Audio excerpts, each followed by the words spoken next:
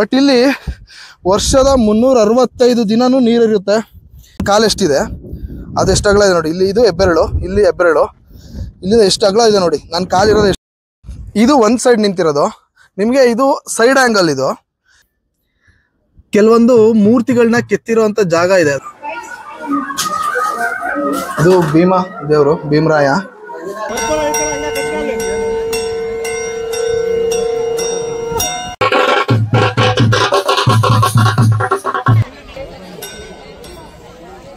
Hi, ನಮಸ್ಕಾರ ಎಲ್ಲರಿಗೂ. Actually ಇವತ್ತು ನಾನು ಯಾವ ಜಾಗದಲ್ಲಪ್ಪ ಇದ್ದೀನಿ ಅಂತಂದರೆ, ಇದು ಮತ್ತೊಂದು ಹಾಸನದ ಜನತೆಗೆ ಗೊತ್ತಿಲ್ಲದಿರೋಂಥ ಹಿಡನ್ ಸ್ಪಾಟು. ತುಂಬ ಚೆನ್ನಾಗಿದೆ. ಈ ಒಂದು ಜಾಗದ ಹೆಸರು ಕುಂತಿಗುಡ್ಡ ಅಂತ, ಅಂದರೆ ಕುಂತಿ ಬೆಟ್ಟ ಅಂತ. ಇದು ನೀವು ಕುಂತಿ ಬೆಟ್ಟ ಅಂತಂದರೆ ನೀವೆಲ್ಲ ಅನ್ಕೋತೀರಾ ಮಂಡ್ಯ ಇರ್ಬೋದೇನೋ ಅಂತ. ಆದರೆ ಹಾಸನದಲ್ಲಿ ಕೂಡ ಒಂದು ಕುಂತಿ ಬೆಟ್ಟ ಇದೆ. ಅದು ನನ್ನೂರು ಅಗ್ಲೆ ಅಂತ. ಹಾಸನಿಂದ ನೀವು ಪಿರಿಯಾಪಟ್ಟಣ ಹೋಗ್ಬೇಕಾದ್ರೆ ಹೈವೇನಲ್ಲೇ ಪಕ್ಕದಲ್ಲೇ ಹೋಗುತ್ತೆ, ಬೆಟ್ಟದ ಪಕ್ಕದಲ್ಲೇ ಹೋಗುತ್ತೆ ಹೈವೇ. ಅಂತ ಒಂದು ಒಳ್ಳೆ ಸ್ಪಾಟು. ಆದರೆ ವಿಪರ್ಯಾಸ ಏನಂತಂದರೆ ತುಂಬ ಜನಕ್ಕೆ ಗೊತ್ತೇ ಇಲ್ಲ. ಆ್ಯಕ್ಚುಲಿ ಇವತ್ತು ಇಲ್ಲಿ ಇನ್ನೊಂದು ವಿಶೇಷ ಏನಂತಂದರೆ, ಈ ಒಂದು ಬೆಟ್ಟದ ಕುಂತಿ ಅಮ್ಮನ ಜಾತ್ರೆನ ಮಾಡ್ತಾ ಇದ್ದಾರೆ. ಇಲ್ಲಿ ನಿಮಗೆ ಇನ್ನೊಂದು ವಿಚಾರ ಹೇಳಬೇಕು. ಪಾಂಡವರು ಬಂದು ನೆಲೆಸಿದ್ದಂಥ ಜಾಗ, ಹಂಗಂತ ಒಂದು ಜನಪದ ಕಥೆನೂ ಇದೆ ಈ ಜಾಗದಲ್ಲಿ. ಒಂದು ಒಳ್ಳೆ ಜಾಗ. ಬನ್ನಿ, ಇದ್ರ ಬಗ್ಗೆ ತುಂಬ ಒಂದು ಜನಪದ ಕಥೆಗಳಿದ್ದಾವೆ. ಎಲ್ಲನೂ ಹೇಳ್ತಾ ಹೋಗ್ತೀನಿ ನಿಮಗೆ. ನೋಡೋಣ ಹೇಗಿರುತ್ತೆ ವಿಡಿಯೋ. ಬನ್ನಿ. ಆಲ್ರೆಡಿ ಅರ್ಧ ಬೆಟ್ಟ ಹತ್ತಿ ಮೇಲೆ ಬಂದಿದ್ದೀನಿ. ತುಂಬ ಸುಸ್ತಾಗೋಯ್ತು ಬೆಟ್ಟ ಹತ್ತಿ ಮೇಲೆ ಬರೋತ್ತಿಗೆ. ನಿಮಗಲ್ಲಿ ಕಾಣ್ತಿರೋ ಅದೇ ಕುಂತಿ ಅಮ್ಮನ ದೇವಸ್ಥಾನ. ಮುಂಚೆ ಈ ಥರ ಇರಲಿಲ್ಲ ದೇವಸ್ಥಾನ. ಇದು ಸುಮಾರು ಒಂದು 500ರಿಂದ 600 ವರ್ಷಗಳ ಹಳೆಯ ದೇವಸ್ಥಾನ. ಸೊ ಮುಂಚೆ ಏನಿತ್ತಪ್ಪ ಇಲ್ಲಿ ಅಂತಂದರೆ, ಚಿಕ್ಕ ಗುಡಿ ಇತ್ತಂತೆ. ಆ ಗುಡಿನ ಒಡೆದು ಕಟ್ಟಿದ್ದಾರೆ 1952 ಅಂತ ಅನ್ಕೋತೀನಿ. ಸೊ ಈಗ ಆಲ್ಮೋಸ್ಟು ನಿಮಗೆ ಹತ್ತತ್ರ ಒಂದು 75 ವರ್ಷ ಆಗಿದೆ ಈ ದೇವಸ್ಥಾನಕ್ಕೆ. ಇದು ಬೆಟ್ಟದ ತುದಿಲಿರ್ತಕ್ಕಂಥ ದೇವಸ್ಥಾನ. ಸಖತ್ತಾಗಿದೆ. ಬನ್ನಿ ಒಳಗಡೆ ಎಲ್ಲ ಹೇಗಿದೆ ಇತ್ತ. ಅದಾದ್ಮೇಲೆ ಕೆಳಗಡೆ ಭೀಮರಾಯನ ಗುಡಿ ಇದೆ. ಅದ್ರದ್ದು ಒಂದು ವಿಶೇಷತೆ ಇದೆ. ಅದೆಲ್ಲ ನಿಮಗೆ ತೋರಿಸ್ತಾ ಹೋಗ್ತೀನಿ. ಸೊ ಒಳಗಡೆ ತೋರಿಸೋಣ ಹೇಗಿದೆ ಅಂತ. ಚೆನ್ನಾಗಿದ್ರ? ಈ ಒಂದು ಹೊಸ ದೇವಸ್ಥಾನ 1959ರಲ್ಲಿ ಕಟ್ಟಿರೋದು. ಸೊ ಕುಂತಿ ಅಮ್ಮಂದು ವಿಗ್ರಹ ಇದು. ಹೊಸದಾಗಿ ಕಟ್ಟಬೇಕಾದ ದೇವಸ್ಥಾನ ಮಾಡಿರ್ತಕ್ಕಂಥ ವಿಗ್ರಹ. ಇನ್ನೊಂದು ವಿಗ್ರಹ ಇದೆ, ಅದನ್ನ ಕತ್ತು ಕಡ್ದಿರೋದು. ಅದನ್ನ ತೋರಿಸ್ತೀನಿ ನಾನು ನಿಮ್ಗೆ.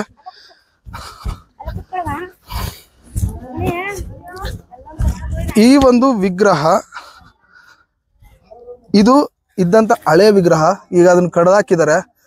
ಇದು ಹೇಳ್ತಾರೆ ಸುಮಾರು ಒಂದು 100-150 ವರ್ಷದ ಹಿಂದೆ ಕಡ್ದಿರ್ತಕ್ಕಂಥ ವಿಗ್ರಹ ಅಂತ. ಸೊ ಇದ್ರ ಬಗ್ಗೆ ಇನ್ನೂ ತುಂಬ ಒಳ್ಳೊಳ್ಳೆ ಜಾಗ ಇದೆ. ಇಲ್ಲಿ ಕಥೆಗಳಿದ್ದಾವೆ. ಜಾಗನ ತೋರಿಸ್ತಾ ಹೋಗ್ತೀನಿ. ನೋಡಿ, ಈ ಒಂದು ಸೌಂದರ್ಯ ಎಷ್ಟು ಚೆನ್ನಾಗಿದೆ ಅಂದರೆ, ಪ್ರಕೃತಿ ತುಂಬ ಚೆನ್ನಾಗಿದೆ. ಈಗ ನಾನು ಹೋಗ್ತಾ ಇರೋದು ಇದೇ ಬೆಟ್ಟದಲ್ಲಿ ಇನ್ನೊಂದು ವಿಶೇಷವಾದ ಜಾಗ. ಏನಪ್ಪ ಅಂತಂದರೆ, ಇಲ್ಲಿ ಕೆಳಗಡೆ ಹೋಗಿದ್ರೆ, ಸ್ವಲ್ಪ ಕೆಳಗಡೆ ಹೋದರೆ 2 ಜಲದ ಗುಂಡಿ ಇದೆ. ಈ ಜಲದ ಗುಂಡಿಗಳು ವರ್ಷದ 365 ದಿವಸನೂ ಬತ್ತೋದೇ ಇಲ್ಲ. ಮುಂಚೆ ಎಲ್ಲ ಆ್ಯಕ್ಚುಲಿ ಇನ್ನೊಂದು ವಿಶೇಷ ಏನಂತಂದರೆ, ಪ್ರತಿ ಶುಕ್ರವಾರ ಅಮ್ಮನಿಗೆ ಪೂಜೆ ಮಾಡ್ತಾರೆ, ಕುಂತಿ ಅಮ್ಮನಿಗೆ. ಅದು ಒಂದು ವಿಶೇಷ.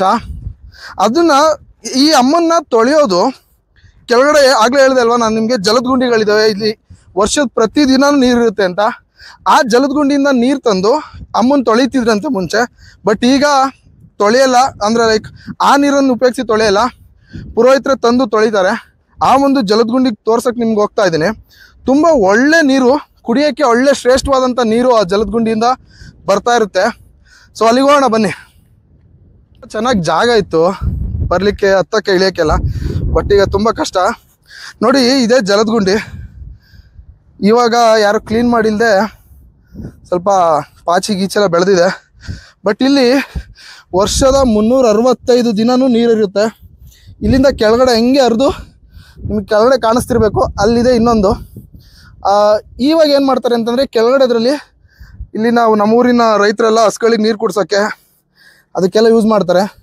ತುಂಬ ಚೆನ್ನಾಗಿರ್ತಕ್ಕಂಥ ನೀರಿದು, ಕುಡಿಬೋದು ಬೇಕಂದರೆ. ನಿಜವಾಗ್ಲೂ ನಿಮಗೆ ಯಾವುದೇ RO ವಾಟ್ರಿಗಿಂತನೂ ಟೇಸ್ಟು ಕಮ್ಮಿ ಇಲ್ಲ. ನೋಡಿ, ಇಲ್ಲೆಲ್ಲ ಈ ಬಂಡೆಯಿಂದ ಹರಿದು ಬಂದಂಥ ನೀರು ಜಲದ ಗುಂಡಿ. ಇಲ್ಲಿ ಪ್ರತಿ ವರ್ಷ ಅಮ್ಮಂಗೆ ಜಾತ್ರೆ ಆದಾಗ ಇದೇ ನೀರಿಂದ ತೊಳೆದು ಅಮ್ಮನ್ನ ಶುಚಿಗೊಳಿಸಿ ಜಾತ್ರೆ ಮಾಡ್ತಾರೆ. ಸೊ ತುಂಬ ಟೇಸ್ಟ್ ಆದಂಥ ನೀರು, ಯಾವ RO ವಾಟರ್ಗಳಿಗೂ ಕಮ್ಮಿ ಇಲ್ಲ, ಅಷ್ಟು ರುಚಿಯಾಗಿದೆ ನೀರು.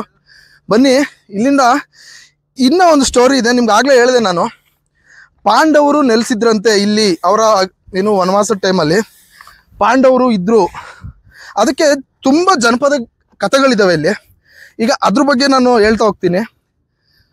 ಈಗ ನಿಮಗೆ ಇನ್ನೊಂದು ಜಾಗ ತೋರಿಸ್ತೀನಿ. ಇಲ್ಲಿ ಕಳ್ಳರಜ್ಜೆ ಗುರ್ತಿದೆ. ಅದು ಕಳ್ಳರಜ್ಜೆ ಅಂತಂದರೆ ಈಗ ನಾವೆಲ್ಲ ಎಷ್ಟೆಷ್ಟು ಚಿಕ್ಕ ಚಿಕ್ಕ ನಾರ್ಮಲ್ ನಮ್ಮ ಹೆಜ್ಜೆ ಎಷ್ಟಿದೆ, ಮ್ಯಾಕ್ಸಿಮಮ್ ಅಂದರೆ ಅರ್ಧ ಅಡಿ. ಬಟ್ ಆವಾಗಿನ ಮನುಷ್ಯರ ಹೆಜ್ಜೆ ಗುರುತುಗಳು ಹೆಂಗಿದ್ದು ಅದನ್ನೆಲ್ಲ ತೋರಿಸ್ಕೊಂಡು ಹೋಗ್ತೀನಿ ನಿಮಗೆ.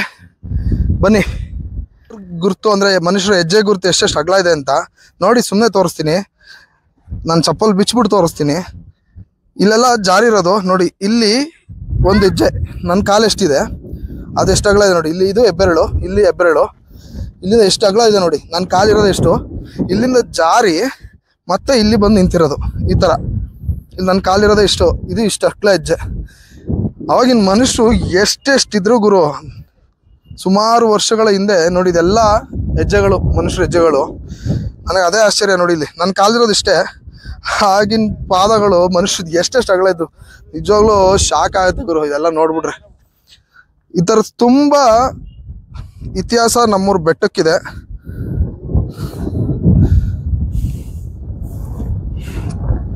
ನಾನು ನಿಮ್ಗಾಗಲೇ ಹೇಳಿದೆ, ಇಲ್ಲಿ ಪಾಂಡವರು ನೆಲೆಸಿದ್ರು ಅನ್ನೋ ಒಂದು ಜನಪದ ಕಥೆ ಇದೆ.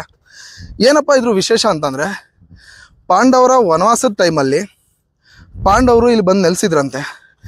ಆ ಸಮಯದಲ್ಲಿ ಈಗ ಇರ್ತಕ್ಕಂಥ ಗುಡಿ ಕುಂತಿಯಮ್ಮ ಮಾಡಿದಂಥ ಒಂದು ಗುಡಿಸ್ಲು ಅಂತ ಹೇಳ್ತಾರೆ. ಕುಂತಿಯಮ್ಮ ಆ್ಯಕ್ಚುಲಿ ಇನ್ನೊಂದು ಏನಂತಂದರೆ, ಕುಂತಿಯಮ್ಮ ಅಡುಗೆ ಮಾಡಲಿಕ್ಕೆ ಭೀಮಂಗೆ ಒಂದು ಗುಂಡು ಕಲ್ಲನ್ನ ತಗೋಬಾ ಅಂತಾರೆ. ಭೀಮ ಎಂಥ ಕಲ್ಲನ್ನ ತಗೊಂಬರ್ತಾನೆ ಅಂತಂದರೆ, ಯಾರ ಕೈಲಿ ಅದನ್ನು ಎತ್ತಕ್ಕಾಗದಿರೋ ಅಷ್ಟು ದೊಡ್ಡ ಕಲ್ಲು, ಆ ಕಲ್ಲನ್ನ ತಂದು ಅಮ್ಮನ ಕೈಲಿ ಕೊಡ್ತಾನೆ. ಅಂದರೆ ಕುಂತಿಯಮ್ಮನ ಕೈಲಿ ಖಾರ ರುಬ್ಬಿ ಅಂತ. ಆದರೆ ಕುಂತಿಯಮ್ಮ ಹೇಳ್ತಾಳೆ, ಇದ್ರಲ್ಲಿ ಖಾರ ರುಬ್ಬಕ್ಕಾಗಲ್ಲ ಭೀಮ, ಇದನ್ನು ಎಲ್ಲಿತ್ತು ಅಲ್ಲಿಗೆ ಹಾಕ್ಬಿಡು ಅಂತ. ಆಗ ಭೀಮ ಇಲ್ಲಿ ನಾನು ತೋರಿಸೋದಲ್ಲ ಅದೇ ಗುಡಿಯಿಂದ ನಿಂತು ಸುಮಾರು ದೂರ ಕಲ್ಲನ್ನ ಎಸಿತಾರೆ, ಆ ಗುಂಡು ಕಲ್ಲನ್ನ. ಆ ಗುಂಡು ಕಲ್ಲಿರೋ ಜಾಗ ಮೂರು ಸೈಡಲ್ಲಿ ಮಾತ್ರ ನಿಂತಿದೆ, ಇನ್ನೊಂದು ಸೈಡಲ್ಲಿ ನಿಂತೇ ಇಲ್ಲ. ಅದ್ರ ಕೆಳಗಡೆ ಎಲ್ಲ ನಾವು ನುಸ್ತು ಹೋಗ್ಬೋದು, ನುಸ್ತರೆ ಒಳ್ಳೇದಾಗುತ್ತೆ ಅಂತಲೂ ಹೇಳ್ತಾರೆ. ಸೊ ಈಗ ಆ ಜಾಗಕ್ಕೆ ಹೋಗ್ತಾ ಇದ್ದೀನಿ, ಆ ಜಾಗ ನಿಮಗೆ ತೋರಿಸ್ತೀನಿ ಬನ್ನಿ. ನಿಮಗೆ ಆವಾಗಲೇ ಹೇಳಿದೆ, ಭೀಮರಾಯ ತಂದಂಥ ಗುಂಡು ಕಲ್ಲು ಖಾರ ರುಬ್ಲಿಕ್ಕೆ ಯಾವುದು ಅಂತಂದರೆ, ನೋಡಿದರೆ ನೀವು ಆಶ್ಚರ್ಯ ಪಡ್ತೀರ. ಅಷ್ಟು ದೊಡ್ಡ ಕಲ್ಲು ಹೆಂಗೆ ಹೊತ್ಕೊಂಡ್ರು ಅಂತಲೇ ಗೊತ್ತಾಗಿಲ್ಲ. ಭೀಮ ಅಲ್ವಾ, ಗೊತ್ತಿರ್ತಾರೆ ಅವ್ರಿಗೇನು. ನೋಡಿ ಇದೆ ಅದು, ನಾನು ಹಿಂದೆ ಕಾಣಿಸ್ತಿದೆಯಲ್ಲ, ಇದೇ ಒಂದು ಗುಂಡು ಕಲ್ಲು, ಇದೇ ಒಂದು ಈ ಒಂದು ಗುಂಡು ಕಲ್ಲಿನ ಕೆಳಗಡೆ ನುಗ್ಗಕ್ಕೆ ಜಾಗ ಇದೆ. ಮೋಸ್ಟ್ಲಿ ನನಗಾಗಲ್ಲ, ನಾನು ದಪ್ಪ ಆಗಿದ್ದೀನಿ, ನುಗ್ಗಕ್ಕಾಗಲ್ಲ. ಸಣ್ಣಕ್ಕಿರೋರೆಲ್ಲ ನುಗ್ಬೋದು, ನಾನು ಮುಂಚೆ ಎಲ್ಲ ನುಗ್ಗಿದ್ದೀನಿ ಇಲ್ಲಿ. ಆ್ಯಂಡ್ ಇದ್ರ ಒಂದು ವಿಶೇಷ ಏನು ಗೊತ್ತಾ, ಈ ಒಂದು ಗುಂಡು ಕಲ್ಲು ನಿಂತಿರೋದು ಬರೀ 3 ಸೈಡ್ ಮಾತ್ರ, ಇನ್ನೊಂದು ಸೈಡ್ ಖಾಲಿ ಇದೆ. ತೋರಿಸ್ತೀನಿ ನೋಡಿ. ಇದು ಒಂದು ಸೈಡ್ ನಿಂತಿರೋದು, ನಿಮಗೆ ಇದು ಸೈಡ್ ಆ್ಯಂಗಲ್. ಇದು ಇಲ್ಲಿ ನೋಡಿ ಕೆಳಗಡೆ ಈ ಪೋರ್ಷನು ಏನೂ ಇಲ್ಲ, ಇದು ಒಂದು ಸೈಡ್ ಮಾತ್ರ ನಿಂತಿರೋದು ಈ ಕಡೆ. ಇಲ್ಲಿ ನೋಡಿ, ಇಲ್ಲಿ ಇದು ಫುಲ್ಲು ಡೀಪ್ ಇದೆ ಕೆಳಗಡೆಗೆ. ಇಲ್ಲಿ ನೋಡಿ ಸೈಡಲ್ಲಿ, ಈ ಸೈಡ್ ಏನೂ ಇಲ್ಲ, ಅಲ್ಲೊಂಚೂರು ಕಾರ್ನರ್ ಇದೆ, ಆ ಸೈಡ್ ಮಾತ್ರ ಇದೆ. ಇಲ್ಲಿ ಮುಂಚೆಲ್ಲಿ ಏನು ಮಾಡ್ತಿದ್ವಿ ಅಂದರೆ, ನುಗ್ಗಿ ಈ ಸೈಡಿಂದ ಆ ಸೈಡಿಗೆ ಹೋಗ್ತಿದ್ವಿ, ಈ ಸೈಡಿಂದ ಆ ಸೈಡಿಗೆ ಹೋಗ್ತಿದ್ವಿ. ಇವಾಗ ನನ್ನ ಕೈಲಿ ಆಗಲ್ಲ ನೋಡಿ. ಆಮೇಲೆ ಅದ್ರ ಒಳಗಡೆ ಹೋಗ್ತಾ ಹೋಗ್ತಾ ನಿಮಗೆ ಕೆಲವೊಂದು ಮೂರ್ತಿಗಳನ್ನ ಕೆತ್ತಿರೋಂಥ ಜಾಗ ಇದೆ. ಹೆಂಗೆ ಕೆತ್ತಿರೋ ಗೊತ್ತಿಲ್ಲ, ಕೆಲವೊಂದು ಮೂರ್ತಿಗಳನ್ನ ಕೆತ್ತಿದ್ದಾರೆ ಅಂತ ಫೀಲ್ ಆಗುತ್ತೆ ನಿಮಗೆ. ಒಳ್ಳೆ ಇಲ್ಲಿಂದ ಆ ಕಡೆಗೆ ಹೋಗೋಕೆ ಜಾಗ. ಮುಂಚೆ ಎಲ್ಲ ಇಲ್ಲಿ ನುಸ್ತೆಲ್ಲ ಆಟ ಆಡ್ತಿದ್ವಿ ನಾವು, ತುಂಬ ಒಳ್ಳೆ ಜಾಗ ಇದು. ನಿಮ್ಗೆ ಕಾಣಿಸ್ತಾ ಇದ್ರೆ ಈ ಕಲ್ಲುಗಳೆಲ್ಲ ಇದೆಯಲ್ಲ, ಇದೆಲ್ಲ ಮುಂಚೆನೂ ಅಟ್ಯಾಚ್ ಆಗಿತ್ತು. ಸಿಡ್ಲು ಮಿಂಚು ಗುಡುಗಿಗೆ ಎಲ್ಲ ಕಟ್ಟಾದಂಗೆ ಆಗಿದೆ. ಚೆನ್ನಾಗಿದೆ ಈ ಕಲ್ಲು ಅಂತಂದ್ರೆ. ಅಷ್ಟು ಚೆನ್ನಾಗಿರೋ ಗುಂಡು ಕಲ್ಲನ್ನ ಖಾರ ರುಬ್ಬಕ್ಕೆ ಅಂತ ತಂದಿದ್ದು ಭೀಮ ಅಂತ ಹೇಳ್ತಾರೆ ಇಲ್ಲಿನ ಜನಗಳು, ಹಿರಿಯರು. ಸೊ ನಾನು ಚಿಕ್ಕವನಿದ್ದಾಗೆಲ್ಲ ಇಲ್ಲೆಲ್ಲ ಆಟ ಆಡಿ ಬೆಳೆದಿದ್ದಂಥ ಜಾಗ ಇದು. ನೋಡಿ ಎಷ್ಟು ಚೆನ್ನಾಗಿದೆ ಈಗ ಒಂದು ಕಲ್ಲು. ಸೊ ಇಲ್ಲಿ ಫುಲ್ಲು ಸುತ್ತಮುತ್ತ ಬೆಟ್ಟಗಳಿದ್ದಾವೆ, ಸುಮಾರು ಗುಡ್ಡಗಳಿದ್ದಾವೆ. ಎಲ್ಲ ಗುಡ್ಡಗಳು ಮಣ್ಣಿನ ಗುಡ್ಡ, ಮಣ್ಣು, ಬರೀ ಮಣ್ಣು. ಆದರೆ ಈ ಒಂದು ಬೆಟ್ಟದ ವಿಶೇಷ ಅಂತಂದರೆ, ನೀವು ಎಲ್ಲಿಂದ ಎಷ್ಟು ದೂರ ನೋಡಿದ್ರು ಬರೀ ಕಲ್ಲೇ. ನೀವು ತುಂಬ ಬೆಟ್ಟಗಳು ನೋಡಿರಿ, ಮಣ್ಣು ಮಣ್ಣು ಮಣ್ಣು ಮಣ್ಣು, ಆದರೆ ಇದು ಬರೀ ಫುಲ್ ಕಲ್ಲು. ಫುಲ್ಲು ಕಲ್ಲು. ಮತ್ತೆ ಇನ್ನು ಸುತ್ತ ಎಲ್ಲೂ ಇಲ್ಲ ನೋಡಿ, ಸುತ್ತ ಇನ್ನೆಲ್ಲೂ ಇಲ್ಲ, ಕಲ್ಲುಗಳೇ ಇಲ್ಲ. ಇದು ಇಷ್ಟು ಜಾಗ ಮಾತ್ರ ಅಂದ್ರೆ ಇದೊಂದು ಬೆಟ್ಟ, ಹತ್ತತ್ರ ಒಂದು 80ರಿಂದ 100 ಎಕರೆ ಇರ್ತಕ್ಕಂಥ ಒಂದು ಬೆಟ್ಟ ಇದು. ಫುಲ್ ಬರೀ ಕಲ್ಲು ಕಲ್ಲು ಕಲ್ಲು. ಇನ್ನು ಕೆಳಗಡೆ ಹೋದ್ರೆ ನಿಮ್ಗಲ್ಲಿ ಕಾಣಿಸ್ತಿರ್ಬೇಕು, ಆ ಕಲ್ಲಿನ ಸಂದಿನಲ್ಲಿ ಕಾಣ್ತಾ ಇದೆ ನೋಡಿ, ಇದು ಭೀಮರಾಯನ ಗುಡಿ ಇದೆ. ಇಲ್ಲಿ ಇನ್ನೊಂದು ವಿಶೇಷ ಅಂತಂದ್ರೆ ಕಲಿಯುಗ ಯಾವಾಗ ಎಂಡ್ ಆಗುತ್ತೆ ಅಂತಾನು ಹೇಳ್ತಾರೆ. ಕಲಿಯುಗ ಭೀಮ ಯಾವಾಗ ಫುಲ್ಲು ಬಾಗಿಲಿಗೆ ಸಮವಾಗಿ ಮಲಗ್ತಾನೆ ಆ ಟೈಮಿಗೆ ಕಲಿಯುಗ ಮುಗಿಯುತ್ತೆ, ಕಲ್ಕಿ ಬರ್ತಾನೆ ಅನ್ನೋ ಒಂದು ವಿಶೇಷ. ಪ್ರತಿ ವರ್ಷ ಭೀಮ ವಿಗ್ರಹ ಇದೆಯಲ್ಲ, ಅದು ಭತ್ತದ ಕಾಳಿನ ತುದಿಯಷ್ಟು ಸ್ವಲ್ಪ ಸ್ವಲ್ಪ ಸ್ವಲ್ಪ ಟಿಲ್ಟ್ ಆಗ್ತಿದೆ ಅನ್ನೋ ಒಂದು ನಂಬಿಕೆ, ತಿರುಗ್ತಾ ಇದೆ ಅಂತ. ಅದಾದ್ಮೇಲೆ ಇಲ್ಲಿ ಹೊಯ್ಸಳರ ಕಾಲದಲ್ಲಿ ಈ ದೇವಸ್ಥಾನ ಮತ್ತೆ ಕಟ್ತಾರೆ. ಸುಮಾರು ಒಂದು 400-500 ವರ್ಷಗಳ ಹಿಂದಿನ ದೇವಸ್ಥಾನ. ಅದನ್ನ ಶಿಥಿಲಾವಸ್ಥೆಗೊಂಡು, ಅದು ಅಂದ್ರೆ ಲೈಕ್ ಬೀಳೋ ಟೈಮಿಗೆ 1959ರಲ್ಲಿ ಮತ್ತೆ ಈ ದೇವಸ್ಥಾನನ ಮತ್ತೆ ಕಟ್ಟಿ, ಅವಾಗಿಂದ ಇಲ್ಲಿನ ನಮ್ಮ ಅಗ್ಲೆ, ಬಾಗನಹಳ್ಳಿ, ಇಲ್ಲಿ ಸುತ್ತಮುತ್ತ ಊರುಗಳವರು ಪೂಜೆ ಮಾಡ್ಕೊಂಡು ಬರ್ತಿದ್ದಾರೆ. ಸೊ ನಿಮ್ಗೆಲ್ಲ ಗೊತ್ತು, ಮಂಡ್ಯದಲ್ಲಿ ಒಂದು ಕುಂತಿಗುಡ್ಡ ಅಂತಿದೆ. ಸೊ ಅದೇ ಲೆವೆಲ್ಗೆ ಹಾಸನಲ್ಲೂ ಅಷ್ಟು ಅದ್ರಕ್ಕಿಂತ ದೊಡ್ಡದಾದಂಥ ಒಂದು ಬೆಟ್ಟ ಈ ಕುಂತಿಗುಡ್ಡ.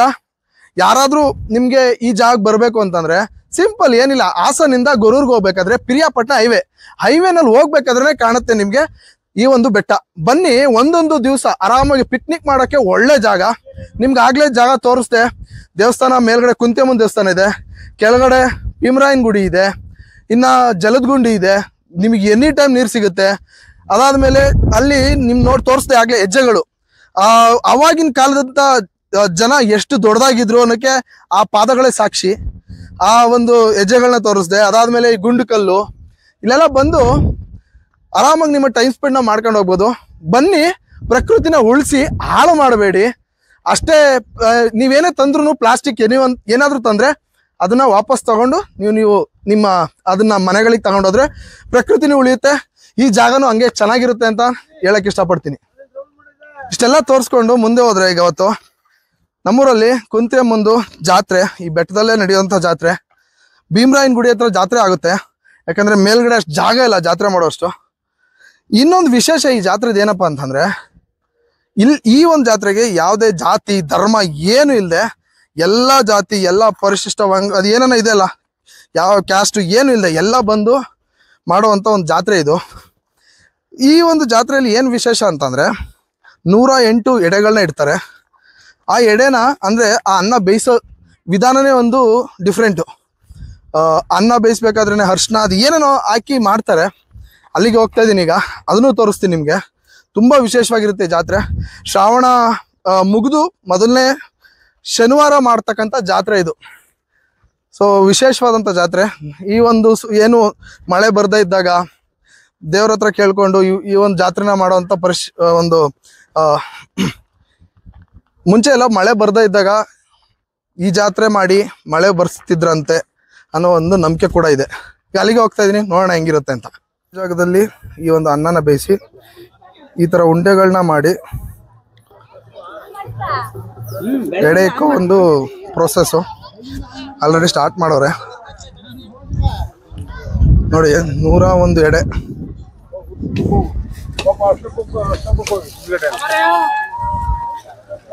ಇವರೆಲ್ಲ ನಮ್ಮ ಊರಿನ ಮುಖಂಡರು. ಮತ್ತೆ ಮುಖಂಡ್ರೆ ಅಲ್ವಾ?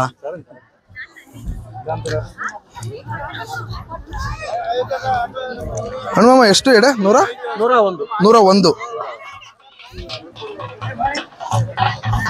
108 ಅಂತ ಹೇಳ್ಬಿಟ್ಟು ಆಗ್ಲೇ 101.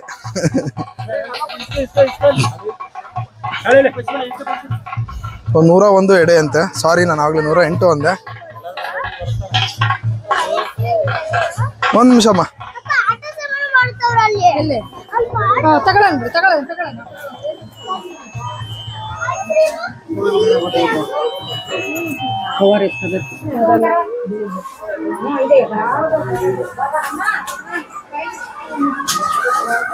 ಇದು ಭೀಮಾ ದೇವರು, ಭೀಮರಾಯ.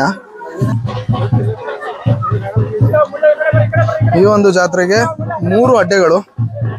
ಇದು ಶಂದೇವ್ರದ್ದು ಅಡ್ಡೆ, ಇದು ಚನ್ಕೇಶ್ವರನ ಅಡ್ಡೆ, ಅದು ದ್ಯಾವಮ್ಮನ ಅಡ್ಡೆ. ಮೋಸ್ಟ್ಲಿ ಸೌಂಡ್ ಏನು ಕೇಳ್ತಿರಲ್ಲ, ಇದನ್ನ ನಾವು ಭೀಮರಾಯನ ಗುಡಿ ಅಂತ ಕರೆಯೋದು.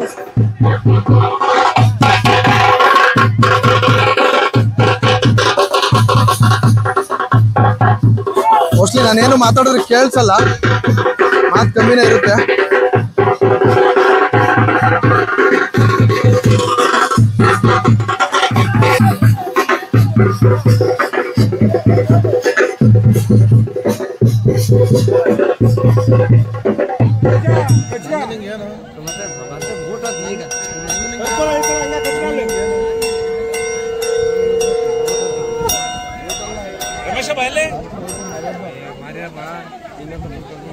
ಕನ್ನಡಪುರಿ ಮುಗಿತಾ?